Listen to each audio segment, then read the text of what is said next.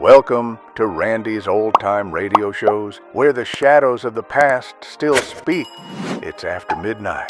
The house is quiet, the lights are low, and something is waiting.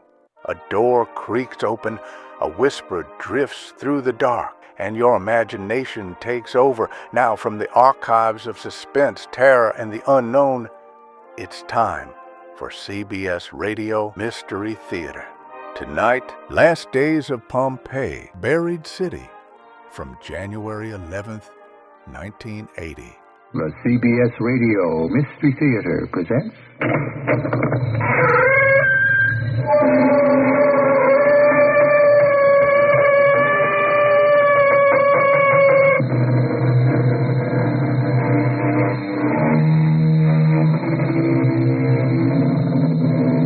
Come in. Welcome. I'm E.G. Marshall. Today, the conclusion of a 5-part version of Bulwer Lytton's tremendous book, The Last Days of Pompeii. Our theater of the mind takes advantage of your imagination, inviting you to actually take part in this fatal and total destruction of an ancient city and the annihilation of its people. Lives, loves, and dreams come to life because you will them to life.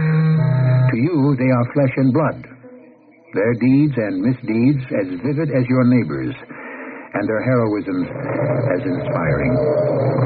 Stay with us for the last day of Pompeii.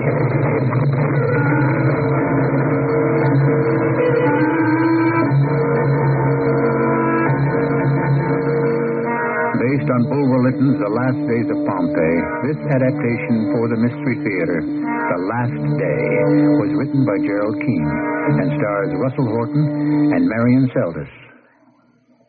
I'll be back shortly with Act One.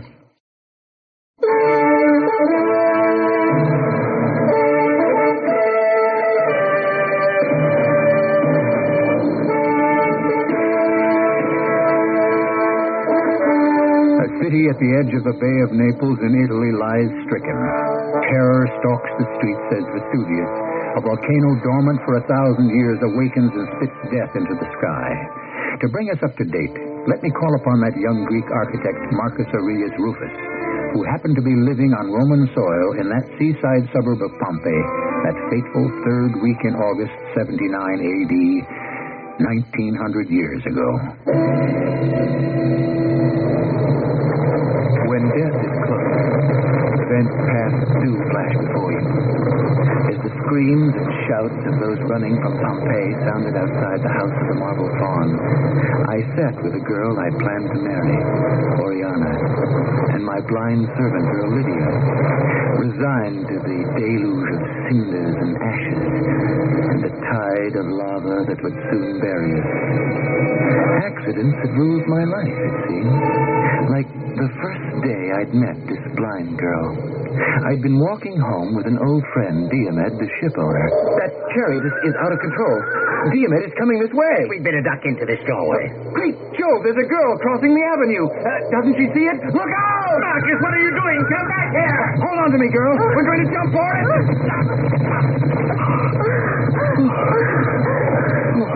That was a close call. What's wrong with you? Didn't you hear me shouting? You saved my life, sir. I know I did. I almost lost mine. You're supposed to look when you cross the road. I'm But didn't you sorry, see or hear anything? Are you deaf, dumb, and blind? No, Your Grace. Only blind. Then, the accident of meeting Oriana. That night, her brother was attacked in the street. I'd driven off the ruffians and helped the young man to his house. I can't thank you enough for rescuing my brother. I had no idea his sister was the Oriana. Is that so extraordinary? To me, it is. I've wanted to meet you ever since I came to Pompeii from Athens. Have you? Well, good night. And thank you again, Marcus Rufus.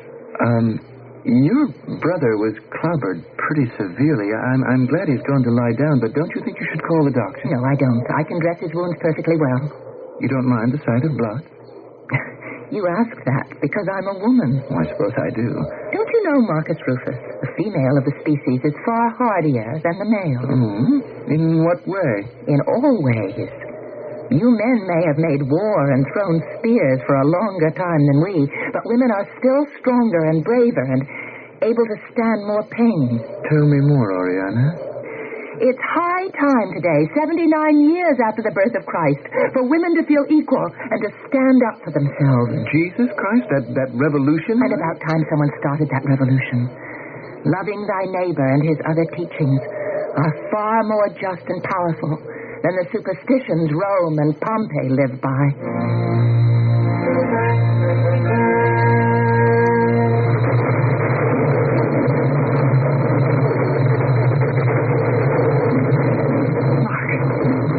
Marcus, will you say something? Oh, sorry, Oriana. I was just remembering how I met you, Lydia. It was only 5 days ago, Master. It could have been 5 years, so much has happened. Here we are. 3 young people. We've hardly seen life, and we're going to die. There's no use pretending otherwise. How much time have we got to live? 1 hour, 1 day? Even if we went out there on the road and didn't get trampled to death, we'd suffocate. It's black with falling cinders as far as anyone can see. This house, this atrium is our grave. Master, Yes, my little blind lady, what is it? I don't want to die. Nobody does, Lydia. Do we have any choice? Lydia's right. We can't just sit here like rats in a trap and do nothing. My lovely Oriana, fate brought us together, tore us apart. Fate finally reunited us. I don't understand you. My point is, fate makes the decisions, and it is decided that this is the end. I refuse to believe that Lydia, you and I were put on this earth merely to accept or sit and console one another. If there is an Almighty, He must expect us to do something. What, stop Vesuvius? Save ourselves so that we can tell this story to others. Perhaps there's a reason Pompeii is being destroyed. Perhaps Pompeii has brought it all upon itself. What good are we to the generations to come lying here under the cinders? What good are we to our children? What children? There will be no more children. This is our fate. You believe in fate. I believe in God. Both expect a little cooperation. I don't know how much longer we're going to be able to breathe. Let us make a run for it then. Why not? Yes, why not, Lydia? I agree. You can only die once. Marcus, what say we try for Herculaneum? There must be one road open. I'm not sitting here in this wreck of a house waiting to die. Mistress Oriana, there is another way. I know how we can get to the shore from the Via dell'Abbondanza. I know a path that nobody knows. Nobody uses. Lydia, the shore is on the other side of town. Don't you see, Marcus, how right Lydia is? Everyone is running north, out of the city. We head the other way, into the city, down past the Forum. Yes, if we can make it to the shore, we'll find a boat. There must be lots of boats. Lydia, are you certain that you can lead us through all this blackness? Without eyes, more easily than either of you. The 3 of us together, then. Not yet. Let me go first, Master, and scout the way. I can get through crowds faster alone. You'd be holding me back. I'll go to each of the roads which can lead us to the path I told you about. Whichever seems to have the fewest people on it, I'll come back here and tell you. Absolutely not, Lydia. Do you think I'm letting you out there alone? With runaway horses, crazed people, falling buildings? Let him go with you to find the best open road. Go on. You two. I'll wait here for you.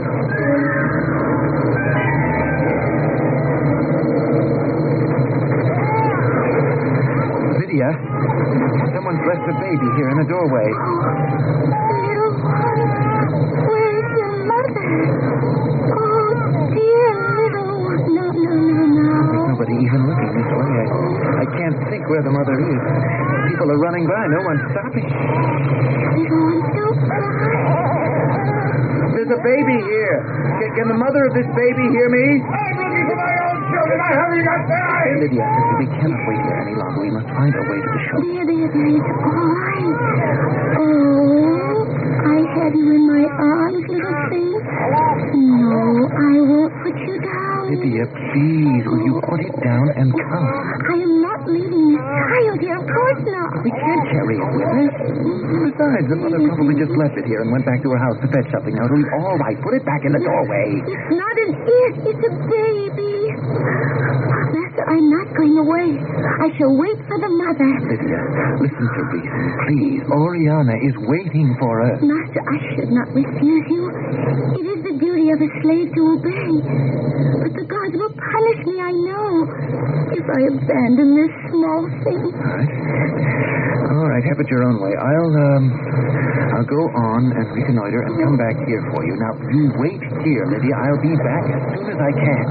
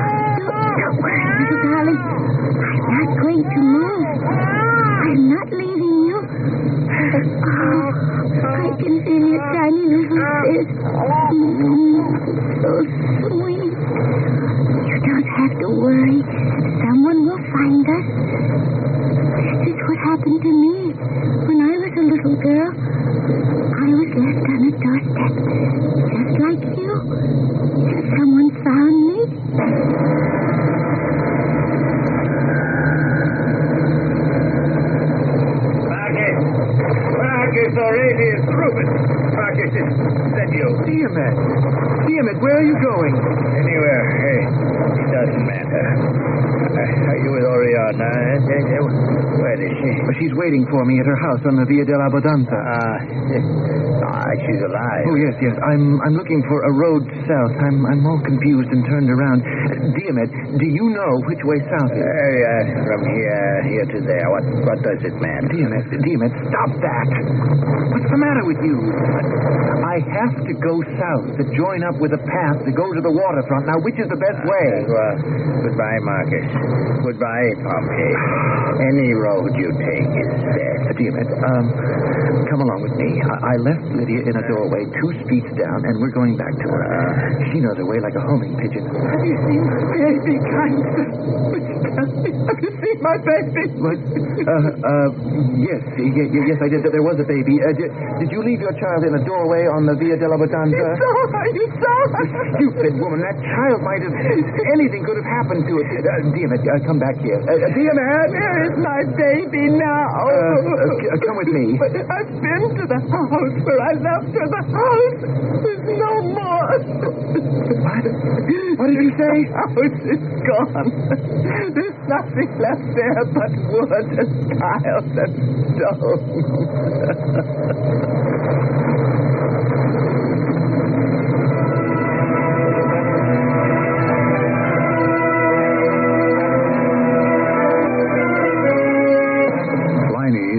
Author and administrator was an eyewitness to the eruption of Vesuvius in 79 A.D.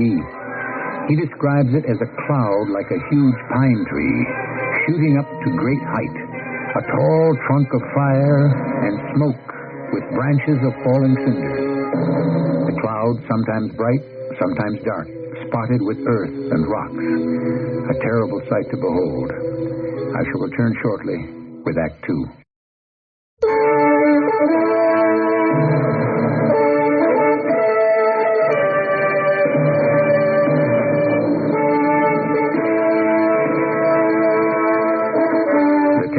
thousands in Pompeii who lost everything, most of them their lives, must have in those final moments felt betrayed by the goddess protector of their city, Venus. What had they done wrong? Why were the gods punishing them so harshly? Where had they sinned, and how, to deserve this monstrous retribution? And everywhere, on every corner, tragedy upon tragedy. Right there. That's where the house was. Lydia! Lydia, can you hear me? The house is gone. There's nothing but stone. Don't panic. Follow me around to the side. Here. The bakery, Modestus. The ovens are built right into the ground. You wait here. I'll get on my hands and knees and crawl through the big oven. It may go underneath the house where you left your baby. Let me come with you. I must find her. Stay here. My friend Diomed will take care of you. He's gone. The breast is gone. There's no one here. What? Diomed, where are you? The man who was with me. Did you see where he went? He's gone. The baby is somewhere under these stones. Let me go first. I want to go first.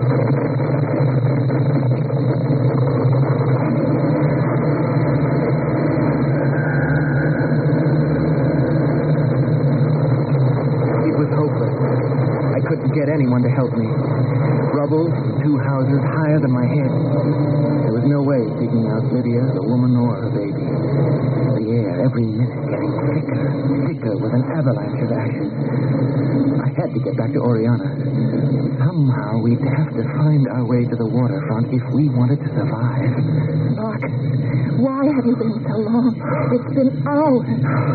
Where's Lydia? I don't know, Oriana. She may be dead. A building collapsed on her. That's all I can tell you. Oh, no. You didn't find the way?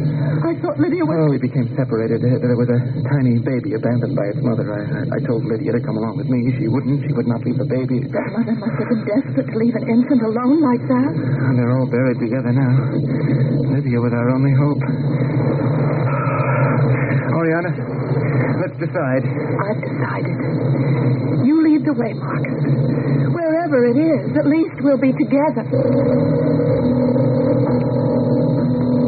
Ashes already knee-deep. In some places, lava was boiling into the houses. Blazing rocks dropping on roofs, setting fires, bouncing into the streets, killing horses, overturning chariots. This gasping, choking, falling into the road like sheaves of wheat. Oriana and I beat off the cinders with our hands. Slowly, carefully, we crossed the town, the forum, out the sea gate, and finally came to the waterfront. Only one building was standing, all stone. The tavern where Diomed and I so often met. We ran inside. Marcus, there's a man drinking at a table in the corner. Diomed! I can't believe it. What are you doing? Having myself a cup of wine. Sit, all of you. Oh, Oriana, welcome. We met once in the Imperial box at the gladiatorial games. I don't know whether you remember. Diomed, why didn't you stay with us? Your little blind slave showed me the way back to my boat. Lydia's here. I had to say farewell to my boat. My galleys are sunk. My warehouses are on fire. Diomed, try to make sense. Listen to me. Where is Lydia? Lydia? You say she brought you here. Now, where is she? Master, is that your voice? Lydia? Lydia, look at you. Your leg. What happened to it? It will be all right, Master. Mistress Oriana, is that you? Sweet Lydia, never mind. You're safe. Marcus told me about you and that baby. The gods were with me. I managed to crawl out with the baby safely. Oh. And the mother came and took her. And welcome to the end of the world, my friend. Diomed, there is no time. Now, where are your boats? I live life with a taste of grape on my lips. Oriana, I've never seen him like this. Your daughter, Julia, your wife, are they safe? They are dead, Marcus. both dead. When I reached my house, I went down to the cellar. Death had arrived before I did. There they were, my two ladies, sitting, waiting for me, asphyxiated by the fumes. Oh, dear Ned, I'm so sorry to hear of your great loss. Well, my dear Oriana, I'm glad you and Marcus are alive together. Oh, tell me, Marcus, what did we struggle for, huh? You, an architect building houses, me with my ships to bring food to people. The giant mountain we thought was asleep, it woke up and reached out with flames, and all our houses and our ships are gone in smoke. But we must live, dear Ned.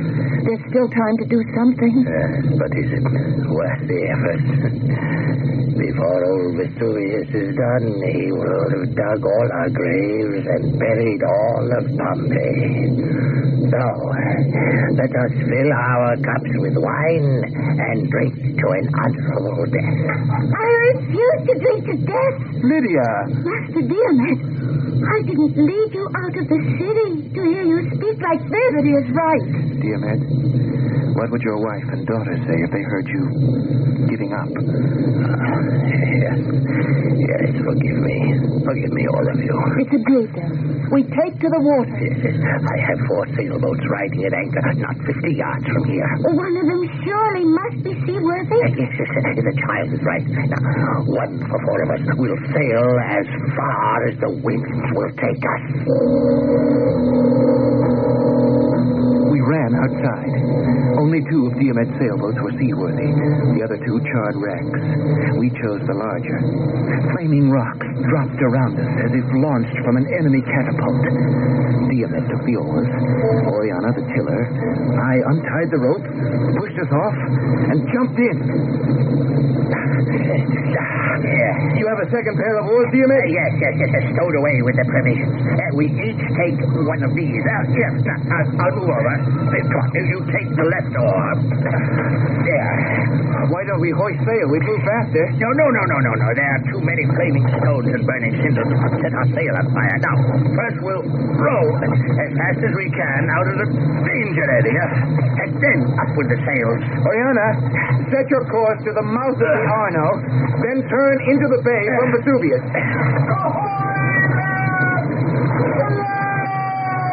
Who is that on shore calling to us? I can barely see someone waving from the wharf. Oh, we're not that far. He looks familiar, but with all that black smoke and that curtain of cinders, I can't make him out. What?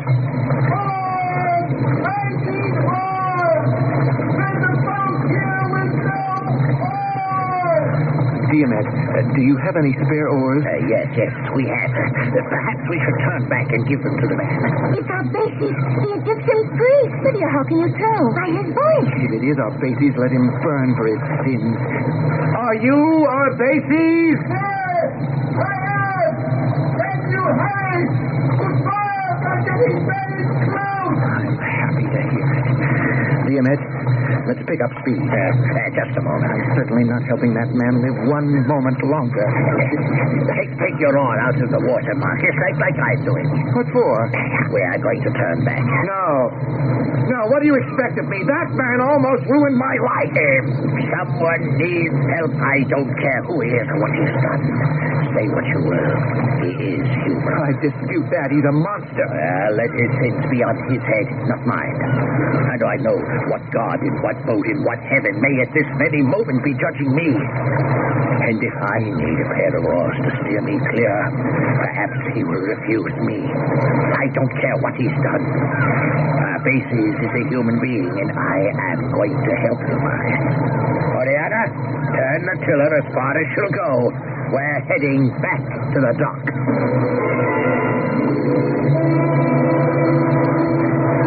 Ease up on your oar, Marcus.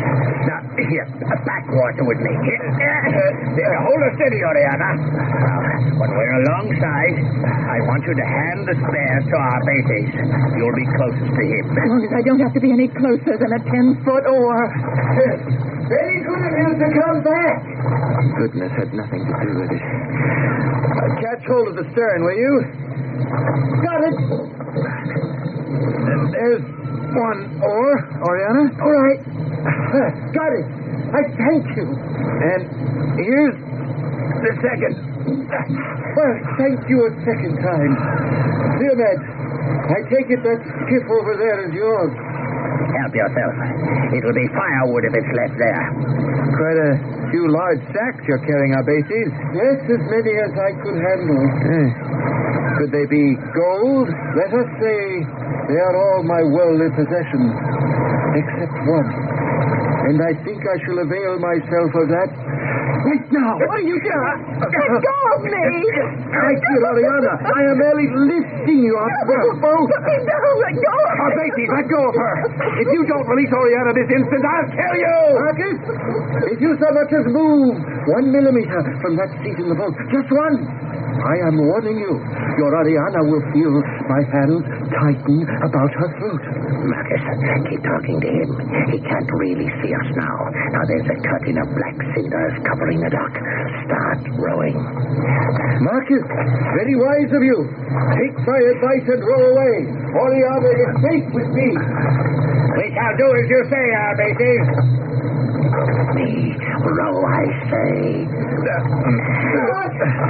Come back! It's going to be all right, Marcus.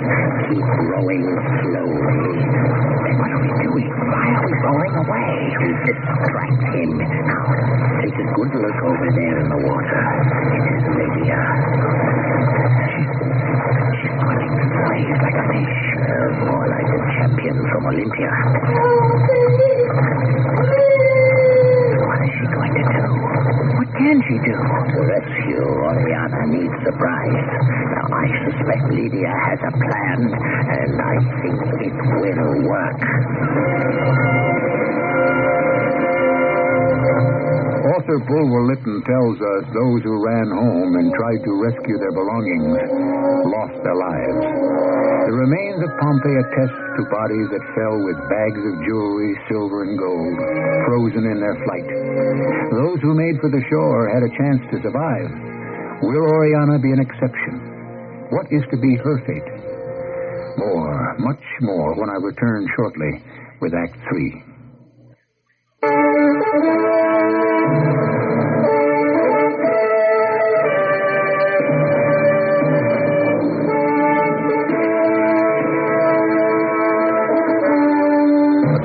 With 2 men at the oars, refugees from the burning city of Pompeii drifts offshore. The beautiful Oriana is being held against her will by an Egyptian priest. He is mad, no doubt, but how does one deal with a madman? Unseen, Lydia, the blind girl, climbs slowly, hand over hand, up onto the dock, where Oriana is being held captive. Stop struggling, Oriana. You'll never get back into that boat. They have deserted you. I'll go with you. I won't. Oh, my legs. Oh, you've broken them. Mister, down into the water. Follow me.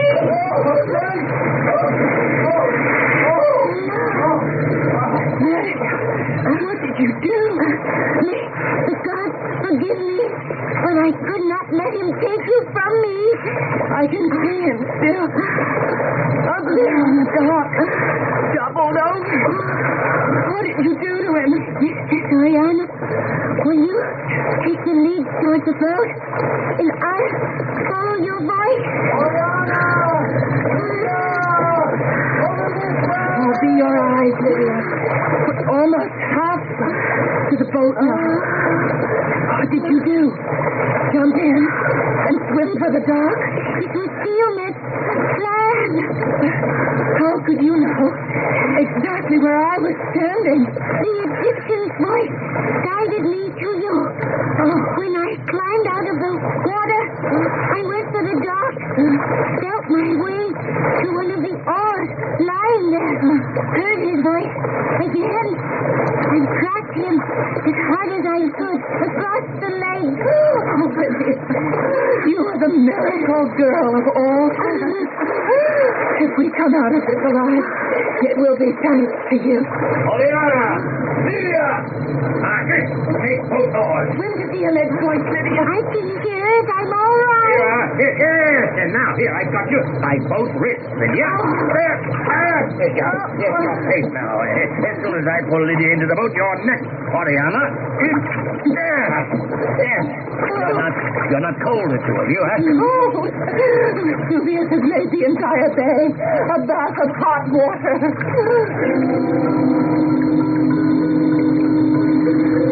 With Oriana and Lydia safe in the stern, Diomed and I rowed as fast as we could, zigzagging across the bay to avoid the falling ashes.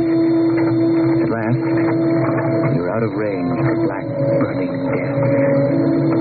The moon appeared. We dropped anchor. It's hard to believe we have left all that behind us. Lydia, there are no words to thank you. For Oriana and myself, you've always been our deliverer, our daughter of the gods. Such a beautiful city. And for it to end so horribly with such ugliness. Judgment Day. But why were we being judged? Men like that Egyptian, hiding his sins behind the cloth of priesthood. What makes a man turn so? When I first knew him, Marcus, I was 16. Believe me, he was a good man. He was so sincere. Oriana, I have one thing on my conscience. I did tell you when I reached my house, I found my daughter Julia and my wife dead. Diomed, don't go into that again. I know it's so painful for you. Well, Julia was alive. Barely alive. I took her in my arms and she said, "Father, can you forgive me?" And then she told me, "Do you remember the party I gave to celebrate the partnership of Marcus and me? When something seemed to madden him and he rushed out of my house with our bases and your brother after him?" Yes? I remember. It was my daughter Julia who placed a dangerous potion in your wine cup, Marcus. She confessed it to me. Julia? But why? She had obtained it from that Egyptian. She hadn't intended anything evil. She was jealous of you, Oriana, and hoped to cause trouble for a scandal. But our bases used Marcus' temporary madness to kill your brother. Now it is out. We shall not mention that creature's name again, or even think about him. And I have a happier thought. Lydia? What do you suppose I've been thinking? I don't know. Romans are permitted to make free their slaves. I'm sure no one will mind if an Athenian like myself does the same. Lydia, from this moment you are no one's servant, no one's slave. I shall endow you with sufficient money so you may be independent. Study if you wish, learn and be free. It's a small reward, my dear Lydia, for your constant faithfulness. And my life, which I also owe you. Since we're remaining at anchor till dawn, I'd like to get a little sleep. Any objections? Certainly not. We'll take turns. Marcus, you and Diomed sleep first. We've got a great deal of sailing to do tomorrow. And Lydia and I will keep watch till dawn. You women, I don't know. But not till dawn. Marcus, aren't we equal in all things? Aren't you convinced? You win. It's your watch. I'd rather take a nap than lose another argument.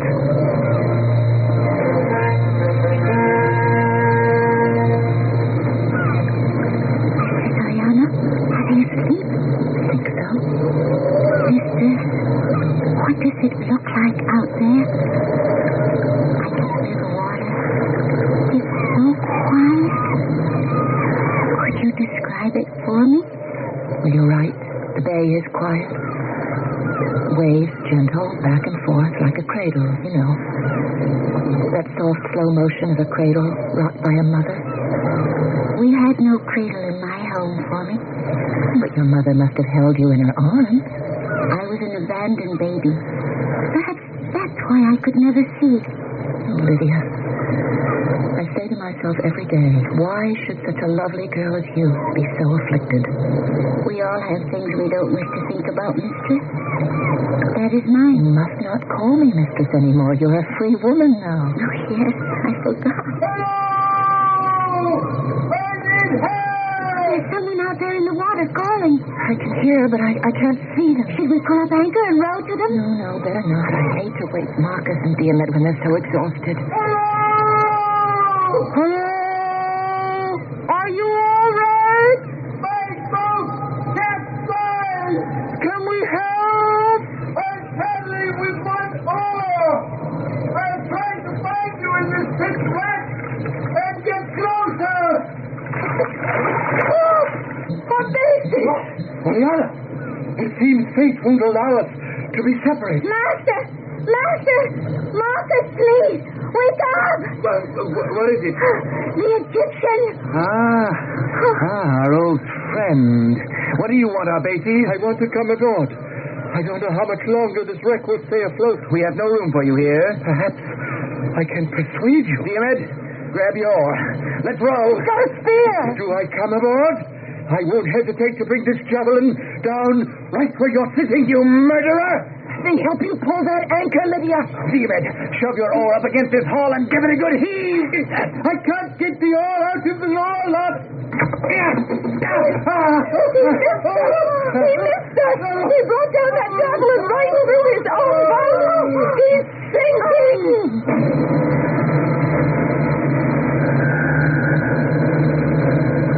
Seconds later, we were rowing away from this evil man as fast as we could. Did he hang on to what was left of his sinking craft? We never found out. Greed and anger had cast him adrift and sunk him. I've no doubt the bags of gold he had stolen had capsized him. His fate was no longer in his own hands, but in the hands of the gods. We dropped anchor further out. The women kept watch. It's a long night keeping watch. Especially when two people have only one set of eyes. Oh, but for you just to be here. It's very reassuring, Lydia. Mistress Oriana, tell me more of what you can see. Vesuvius is still glowing. But the pillar of fire and smoke is no more. If I didn't know of the horror it had caused, I would think it was the friendly lamp of a lighthouse. What is a lighthouse? Oh, a building with a light that shines over the water to welcome ships at night in all kinds of weather. Mistress, I would like to be a lighthouse for people. Lydia, no more mistress, plain Oriana. You're a free woman. You're like me. I am not like you. You with your two eyes. Oh, hush, Lydia. What good is my freedom? Freedom to be alone? You asked me once, was I jealous?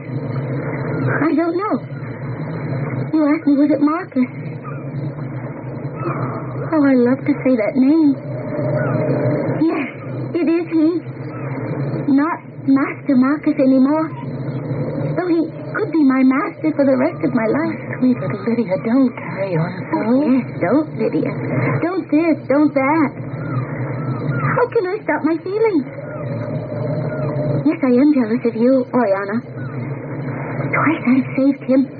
Saved his life. All right. Small return for what he's done for me. But it's hopeless, isn't it? Isn't it? I told you once, someday the right man will appear for you. He has. But he's not for me. I think Diomed is waking up. What is the hour? Not dawn yet, eh? Oriana, come over here and get your rest beside Marcus. I will keep watch. I shall sit myself up here beside little Lydia, and we shall keep the watch together.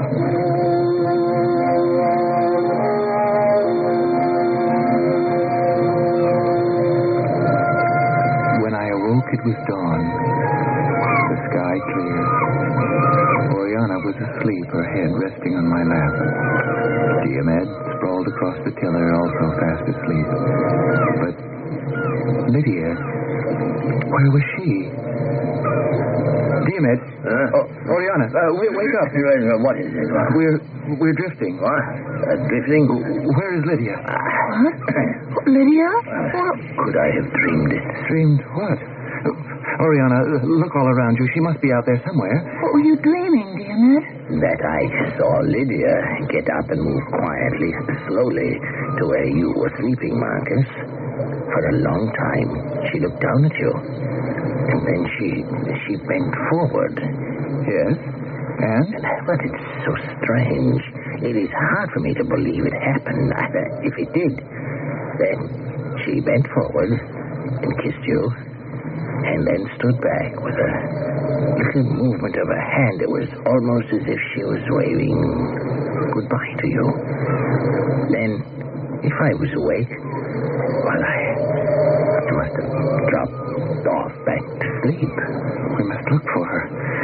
Everywhere we must find her. I think she went overboard and swam ashore. Why? Where? Back to Pompeii, to Herculaneum, to burnt out cities?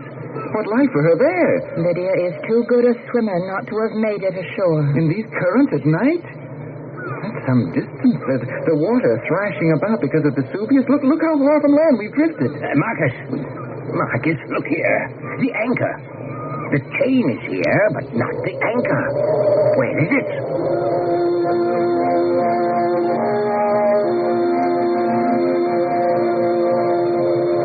In vain we searched the bay for miles around. There was no sign of her. We dreaded to think what she must have done. Tied herself to the anchor and disappeared forever. There is always the hope, of course, that our sweet Lydia, once a slave, lives somewhere. But so far as we know, our beloved friend never lived to enjoy one day of her new freedom.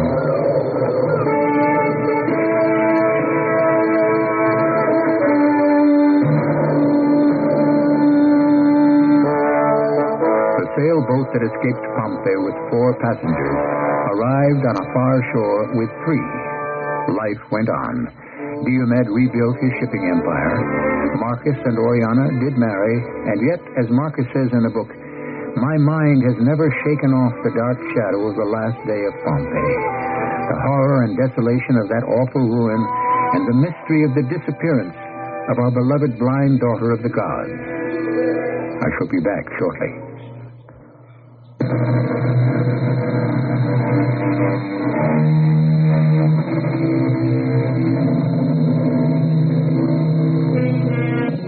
Author Bulwer Lytton tells us in his preface, he will be pleased if this story, whatever its imperfections, should be found a portrait not altogether unfaithful to the age.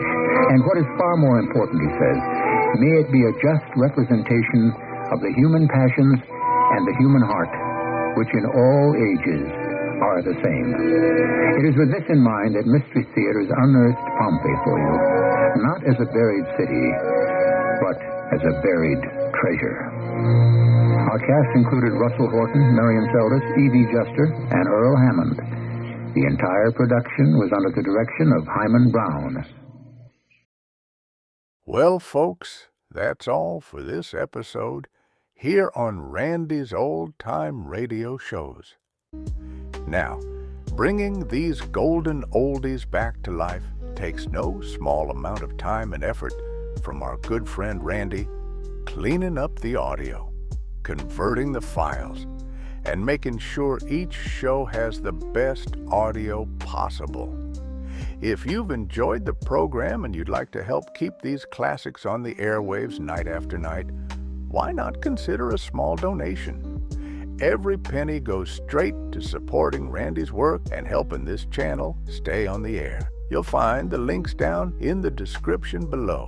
And for those of you kind souls who've already given, Randy tips his fedora to you. Your support truly keeps this old radio spirit alive. Thanks ever so much. And until next time, keep those dials tuned and keep the memories rolling.